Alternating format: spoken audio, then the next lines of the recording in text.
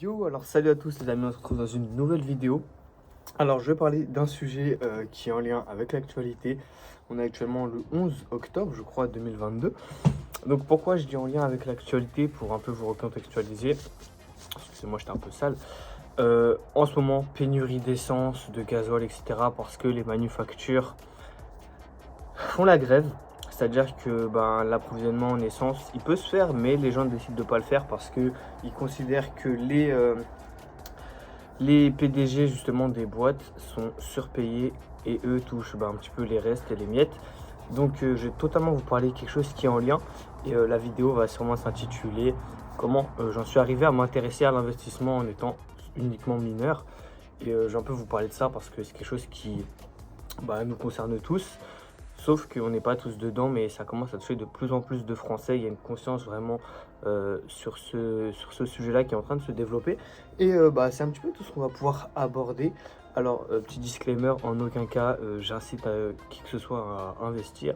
C'est juste à titre informatif pour vous parler, moi, de mon expérience personnelle, ce que ça peut vous apporter.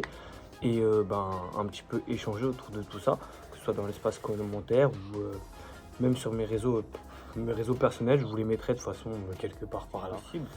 Mais je me suis intéressé à ça vraiment quand j'avais 17 ans. Et en fait, initialement, c'est quelqu'un qui m'a contacté pour rentrer dans une académie justement d'investissement, de crypto-monnaie, etc. Alors, je ne vais pas vous en parler. Pourquoi? Parce que il y a eu beaucoup de polémiques autour de tout ça. Donc, je ne suis pas là pour dire si c'est bien, si c'est mauvais. De toute façon, je pourrais en faire une vidéo après si ça peut vous intéresser. Mais concrètement, j'ai été contacté par une personne quelconque, d'ailleurs une très très bonne personne. Et j'ai commencé un petit peu à m'interroger sur tout ça, me dire un petit peu qu'est-ce que c'était, pourquoi elle venait m'en parler, etc. Et je suis tombé sur quelque chose qui s'appelle les NFT. Et du coup, c'était de l'art, c'est de l'art, on va dire, un petit peu digital. Et ça m'a intéressé et je me suis dit, ouais, ça peut être juste quelque chose de marrant, genre de creuser un petit peu pour savoir ce que c'était. C'est que je me suis retrouvé en stage et il y avait des petits moments où je faisais pas grand-chose. Donc je tapais NFT, j'allais chercher mes informations par-ci, par-là. Et en gros, ce qui s'est passé, c'est que je suis tombé sur OpenSea, du coup, qui est la plus grosse plateforme d'NFT, hein, clairement. Et du coup, j'ai commencé à m'intéresser à tout ce qui était Bored Ape, euh, les... J'ai plus tous les noms en tête parce que c'est plus quelque chose sur lequel je me penche beaucoup, mais toutes les plus grosses NFT du moment, je m'y penchais un petit peu, etc. Et franchement, c'était quelque chose qui était super cool, sauf que bon, il y a eu un pic d'intérêt, là c'est un petit peu en train de redescendre, mais voilà, c'est cyclique et c'est quelque chose qui continue à se développer. Et les vrais gens qui y croient à ces projets, en fait, ils ont une longueur d'avance parce que c'est que le début. C'est comme ça on était au début de la création d'Internet et on va de plus en plus se tourner vers l'adoption justement de ces choses-là parce qu'en fait, ce qui est super cool, c'est qu'avec les NFT, vous pouvez tout certifier. C'est-à-dire que vous pourrez, Nike par exemple a pour projet de certifier ses chaussures grâce à des NFT. C'est-à-dire qu'il n'y aura plus de contrefaçon. Et ça peut être très très très très fort et très utile dans le monde du commerce en général. Donc voilà, ça c'est pour la partie un peu qu'est-ce qui m'a vraiment poussé à m'y intéresser. Et sachant que je sais que depuis pas mal de temps quand même, moi c'était entreprendre, etc. C'est des choses qui m'ont toujours intéressé, d'où le fait que j'ai actuellement une chaîne YouTube. Mais voilà. Parler de tout ce qui s'est passé parce qu'après ça allait très très vite. Dans le même lieu où je faisais stage, en fait, il y avait une personne qui avait un ami très très proche à lui qui était initialement dans l'académie qui m'avait contacté, mais c'était une autre personne. Et du coup, j'ai pu aller à un événement, etc. De fil en aiguille, je me suis intéressé. Je ne vais pas vous détailler ce qui s'est passé dans l'académie parce que c'est pas le sujet de la vidéo, mais on va pouvoir rentrer plus dans le vif du sujet qui a été comment, en étant mineur, j'ai pu m'intéresser à ces domaines-là et puis comment je me suis réellement lancé, pourquoi je l'ai fait, quelles ont été mes motivations, ce que ça a pu m'apporter, etc. Et je pense que c'est vraiment le plus important. Donc voilà, on va pas trop parler d'argent pur et dur, hein, ce que j'ai fait, ce que je n'ai pas fait, etc. Mais déjà, suivez la vidéo jusqu'à la fin, il y aura des petits éléments qui pourraient être super utiles.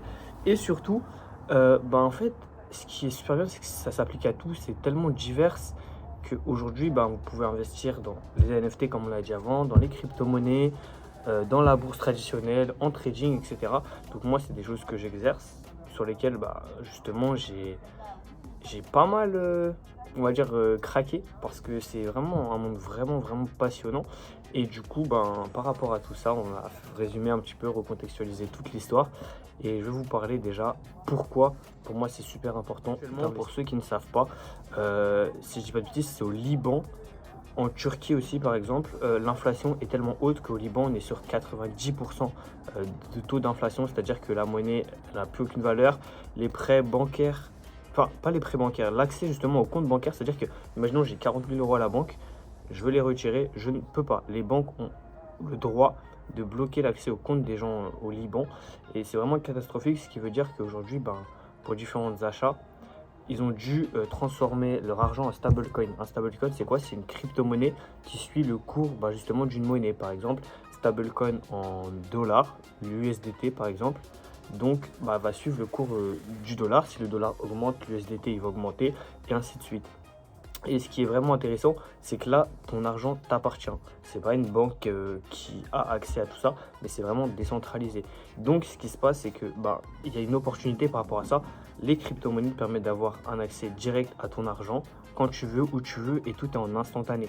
C'est-à-dire que c'est sûr que ça vous déjà arrivé d'aller par exemple dans un endroit et de prendre un double paiement. C'est-à-dire, je vais manger demain au McDo. Je paye mon menu 11,90 €, sauf qu'on me débite deux fois 11,90 €. Donc évidemment, ça se fait rembourser, mais ça peut prendre un long moment. Sauf qu'avec les cryptos, déjà, c'est instantané et puis c'est moins fréquent parce que tout est tracé.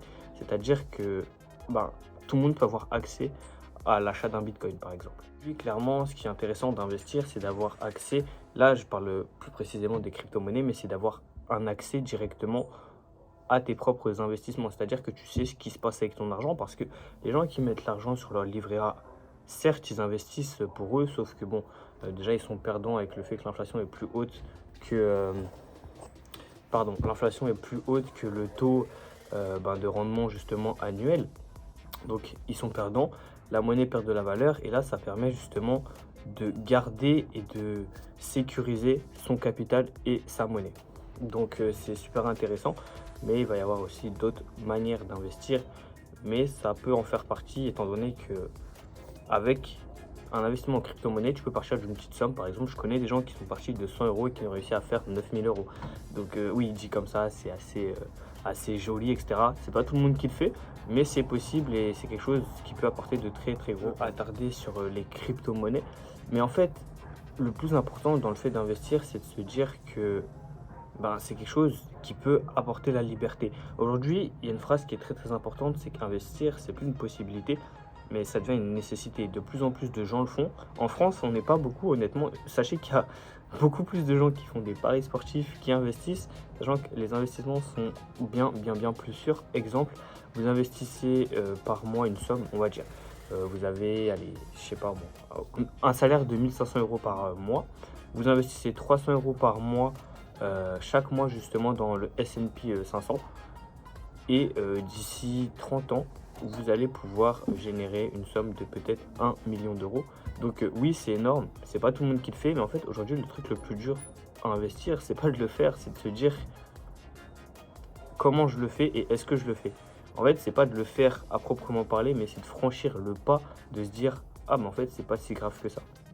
Et aujourd'hui, c'est juste des actions que vous allez faire. Par exemple, il faudra juste suivre son plan. C'est-à-dire que ce soit sur le S&P 500, comme j'ai pu le dire, sur de l'ETH, sur du Bitcoin, comme vous voulez, vous vous dites, chaque mois, je mets cette somme.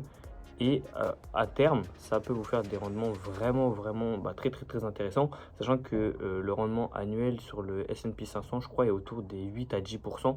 Donc c'est bien plus que votre livret A. Et ça peut être pas facile à faire parce que tout le monde ne le fait pas, mais c'est quelque chose qui reste vraiment viable dès le plus jeune. J'ai insisté sur le fait d'investir tôt parce qu'aujourd'hui, quelqu'un qui mettra à partir de 20 ans, qui mettra 200 € justement sur le S&P 500, se retrouvera plus riche à 60 ans qu'une personne qui commence à 30 ans mais qui met par exemple 1000 €. Pourquoi? Parce qu'il y a ce qu'on appelle l'effet composé. Et Warren Buffett, du coup, qui est l'un des plus grands, si ce n'est le plus grand investisseur au monde, disait que les intérêts composés sont la 6e ou 7e merveille du monde, du coup. Et c'est quelque chose qui est très très fort, c'est-à-dire que 1% chaque jour on arrive à des calculs à la fin inimaginables. Et en fait, c'est ça, il faut se dire que c'est pas fait pour qui que ce soit, mais c'est vraiment fait pour tout le monde dès le plus jeune âge. En fait, il faut s'y intéresser, même si vous commencez pas à proprement parler. Juste s'y intéresser, c'est déjà la meilleure chose que vous pouvez faire, et ça le plus tôt possible, parce que vous le vouliez ou non, tôt ou tard, va falloir le faire. On a tous déjà investi en fait d'une manière ou d'une autre, c'est juste qu'on ne prenait pas à proprement parler, mais il y a des milliers de manières d'investir en soi, pour ses connaissances, ou par exemple, si prenons l'exemple en ce moment de ce qui se passe avec les Play 5. Les Play 5 sort à 550 de base, et les gens les revendent à 800. C'est de l'investissement. On achète quelque chose à un prix pour espérer le revendre plus cher. Et là, c'est ce qu'on peut faire justement avec les crypto-monnaies, les devises en général, le trading, etc. Donc c'est quelque chose qui était très important. Par exemple, dû au fait de l'inflation pour l'euro, je sais que j'aurais pu, moi, sauvegarder plus, par exemple, d'argent, transférer mon euro et le convertir en dollars. Pourquoi? Parce que le dollar prend de la valeur. C'est une valeur refuge, c'est-à-dire qu'on aura tendance à avoir plus de dollars dans son porte-monnaie en période de crise, dû au fait que le dollar ait pris de la valeur, ou du moins l'euro a perdu. Là, vraiment, c'est une vidéo qui m'a été demandée par quelques-uns de mes proches, donc je la fais un petit peu pour que tout le monde comprenne, pour que tout le monde s'identifie. Mais si vous voulez que je la fasse de manière bien plus structurée et bien plus détaillée dans une prochaine vidéo, dites-le moi aussi, ça pourrait être super intéressant, étant donné qu'il y a tellement de choses à dire. Mais dites-moi si vous souhaitez que je parle crypto-monnaie, trading, bourse, vraiment quelque chose sur lequel je vais pouvoir développer un maximum. Mais concrètement, ce qu'il faut retenir de l'investissement, c'est que c'est fait pour tout le monde. Il faut investir aussi parce qu'on est capable de perdre, parce que si moi je suis content, je suis jeune et j'ai compris ça tôt, j'ai pas de loyer à payer, j'ai pas d'enfant, j'ai personne à ma charge, j'ai personne à nourrir, à lotir, à loger, etc. Mais il faut dépenser, ou du moins investir, des sommes qu'on peut se permettre de perdre. Parce qu'une fois qu'on investit, qu'on gagne ou qu'on perd, il faut se dire dans notre tête, l'argent est perdu. Bien évidemment, le but dans l'investissement, c'est de ne pas perdre d'argent. Le but n'est pas de gagner, le but est de ne pas perdre d'argent. Et si vous n'avez pas perdu d'argent, déjà vous êtes gagnant. Mais concrètement, c'est ce qu'il faut se dire. Imaginons, je pourrais vous passer un plan après, mais c'est-à-dire que, je ne sais pas si vous connaissez le 50-30-20. 50% de notre salaire sert à nos dépenses, c'est-à-dire se loger, nourrir, nos besoins physiologiques. 30%, ça va être de l'épargne. Non, 20% ça va être de l'épargne, et 30%, dans ces 30%, vous allez pouvoir investir, profiter, etc. Du coup, voilà, et c'est quelque chose qui est super important à retenir. Et pour investir, en fait, il suffit pas d'avoir de l'argent, parce que se dire oui, je vais commencer à investir quand j'aurai de l'argent, c'est le meilleur moyen de ne jamais investir. Pour investir, il faut juste se dire, je vais dépenser peut-être un peu moins. L'argent que j'aurais mis, pour ceux qui fument, exemple, vous faites ce que vous voulez, après vous êtes libre, mais pour ceux qui fument, peut-être un paquet par mois de moins, ce sera toujours ça, donc 10 € investis, ce sera toujours ça. Il vaut mieux investir peu que pas du tout. Et puis, ça peut être les petites dépenses. Par exemple, si vous avez l'habitude de manger au grec ou dehors, je sais pas, 3 fois par semaine, là, vous passez à 2 ou voire 1, ce qui est largement suffisant, et investir l'argent que vous aurez. En fait, le plus dur, c'est pas d'investir, c'est de gérer son argent. Faire de l'argent n'est pas difficile, le garder et bien l'utiliser, c'est bien plus dur. Et c'est aujourd'hui, c'est pour ça qu'aujourd'hui, c'est le plus gros problème du monde. Mais voilà, petite informative, je vais aussi...